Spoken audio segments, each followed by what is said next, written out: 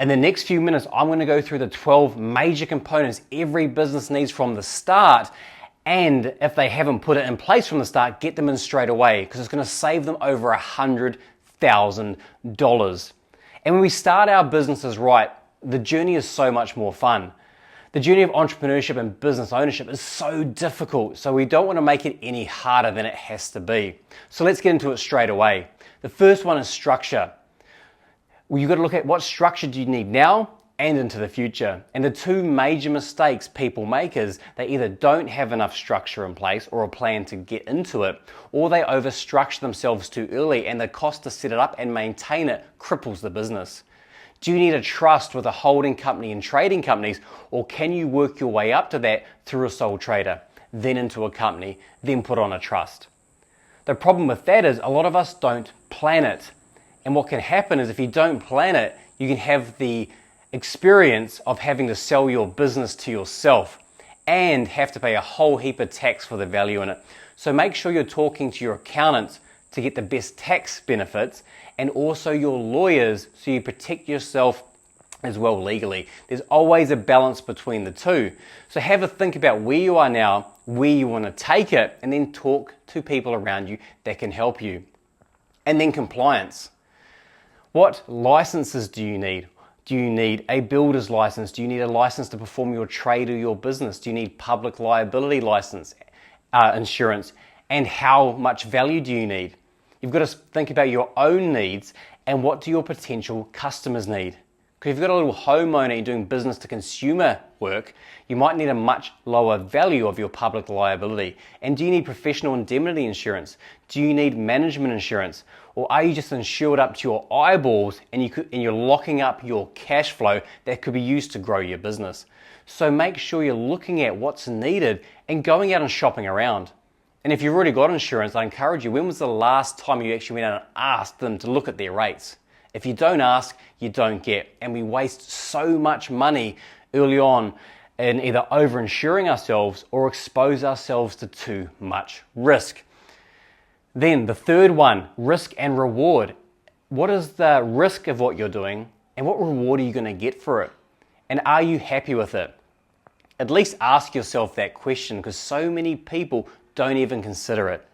If you've got a high risk, low reward product or service, you've got to ask yourself, could I be doing this in a better way? And if you accept to do it, what can you do to lower the risk through process, through insurance, through different ways?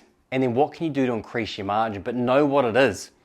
Because if you're making 15% net profit and you're frustrated, I would ask you a question, what's the industry standard for what you do? And if it's 10%, you're actually doing a great job and you should reward yourself. So figure out where you are and know it, and then accept the risk and the reward. And then people. What people do you need now, and what people do you need next as you grow? A big thing there is no one really maps out before they start a business, who do I need in my business? And where are the bottlenecks going to be? And how am I actually going to find them? And what have I got to pay them? And then we can actually build a plan in place that, okay, when we get to this milestone, we can afford this person. Or when we get to here, we should do this. And one of the biggest mistakes people make early on is they give up roles in their business that are far too important to give up early on.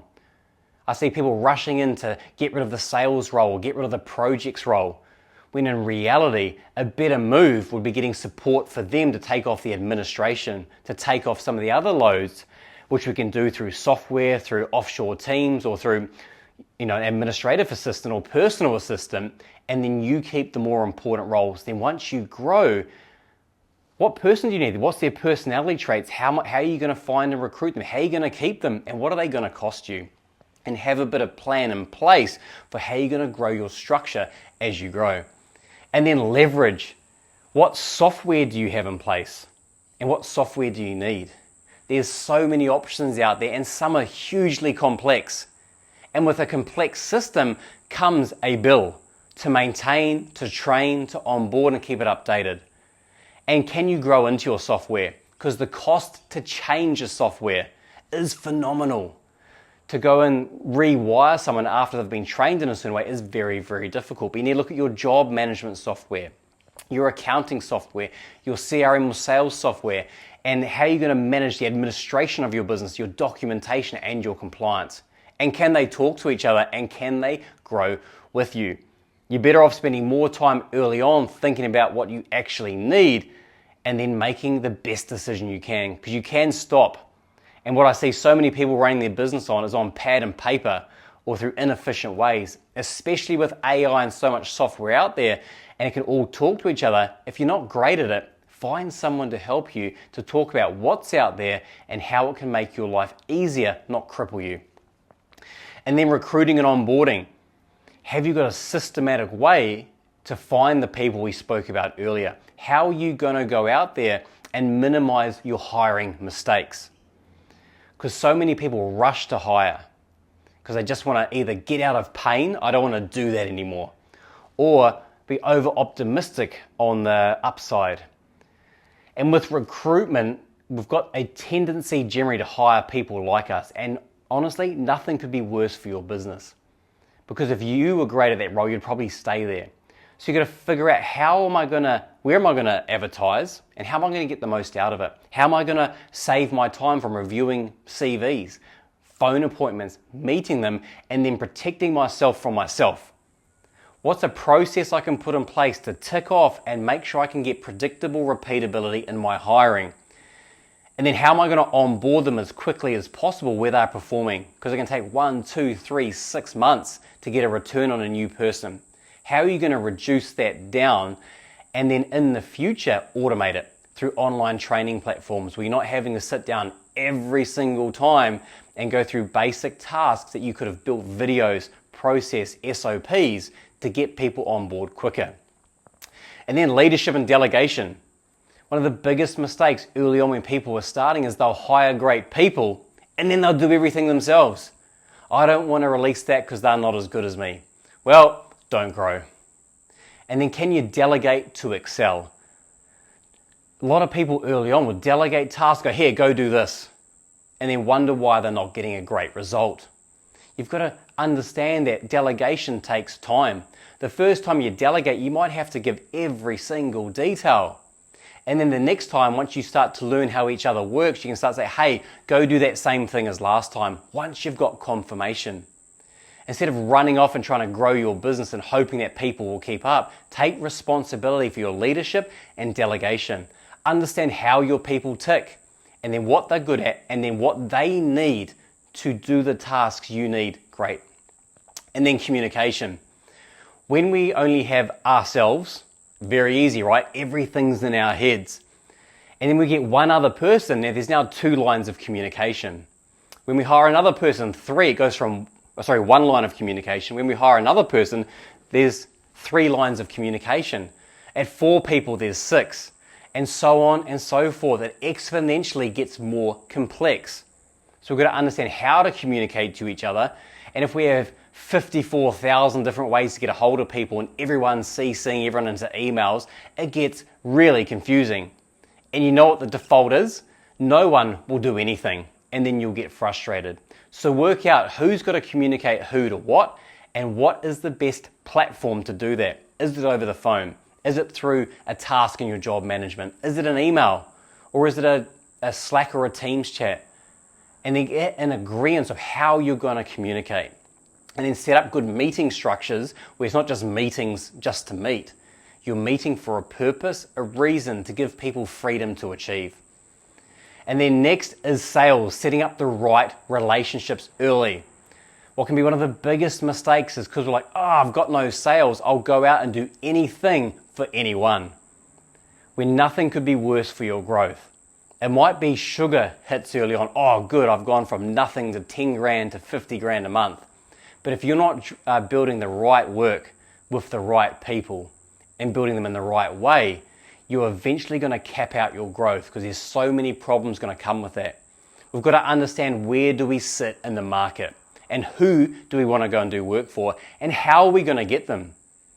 And are we just guessing what's meaningful to them, or are we actually going out and figuring what causes them pain and then communicating how what we do overcomes that? And are we focused on time being the fastest, quality, the highest quality, or the cheapest? because everyone tries to be everything to all people and you can't. Choose where you're going to sit and then figure out who your ideal client is and map them out. Where they live, what their dreams and goals are. Do they have a family? What do they get paid? Where do they live? And know them as well as you can, and then be patient, because you might get slower growth early. But if you commit to getting the right work straight away, you will eventually surpass the people that go out and do everything to everyone. Because that goes to the next stage. How are you going to complete the work? Especially early on, you're now getting work in. How are you going to complete it? Because the biggest thing that will kill your business is not delivering on your promises. Because then once you've got enough promises made and you don't deliver, your business is dead. Because proof will always trump promise. So you've got to start early on making sure you deliver. Not just entrusting it to anyone, checking and check again. And then ask them what went on. What really went on? Oh, everything's amazing, no problem. I get that, but what can we improve on? How can we make our product better and our delivery better every single time? Because to keep customers is far more powerful and cheaper than going out and getting new, and your reputation will allow you to command better pricing. To keep people with you forever, whether they're worth $100, $200, $300, $400, $500,000 a year or more, is far more powerful. So getting a system in place where you're checking, not just hoping, and then you're getting feedback on your services. And then of course, getting paid. One of the hardest things in business is people not paying you. Are we setting ourselves up? Are we communicating what our payment terms are?